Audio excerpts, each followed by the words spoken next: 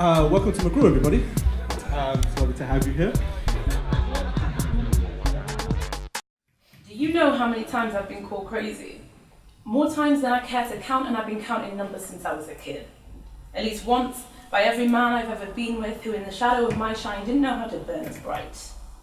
At least twice, by every male friend I've ever had whose girlfriends knew soft and slow and a silence I didn't know. At least 3 times by the men who were neither lover nor friends, but hovered hopeful in between. Those bitches call me crazy the most. Because what else do you name a woman who said no when she should have said yes?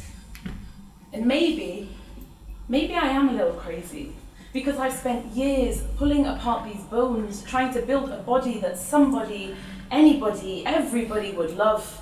I've ripped out every unwanted hair on this body, leaving me as soft and glossy as the magazines you put on pedestals. I've twisted and turned my hair into every shape, pins sticking in my scalp like nails on a crucifix. I've covered myself in every feminine product you can imagine, and strangely enough, they're all highly flammable.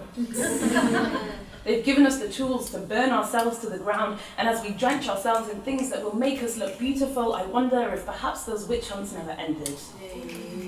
I've stood in a room full of people and felt the slow, hot trickle of blood down my thigh because that motherfucker will float at the most inopportune moments.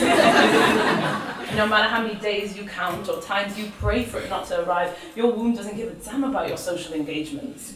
I've risen from the bloodstained sheets of boyfriends feeling like a warrior queen, only for their look of disgust to wipe it all away.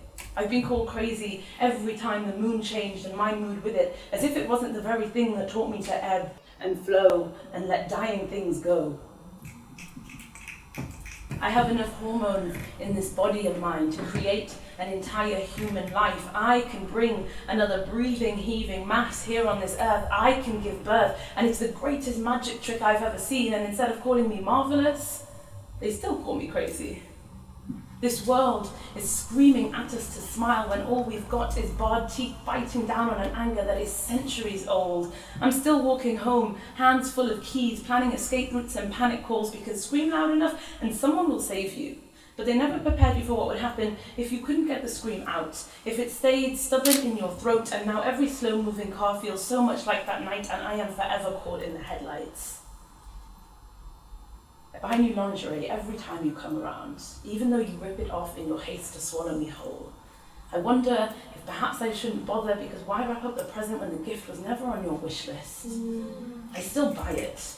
I still buy it because this world raised me to be both porn star and mother, saint and sinner together, and I no longer know whether to pray or star in your fantasies. It doesn't really matter, as both require me to be on my knees. And so I am still walking this fine line between slut and wife. I am still working 3 times as hard and getting paid half as much. I am still sitting in rooms with men who try to muffle my voice in the hope that it will finally disappear. I am still falling for men who only know how to love in clenched fists. I am still dealing with the consequences of my anatomy. I am still learning that my body is not a map for lost men to find themselves. I am still screaming freedom in a time when equality is a thinly veiled fantasy that if touched for too long will disappear. So yes, I'm a little crazy. In fact, I'm damn near out of my fucking mind. Thank you very much.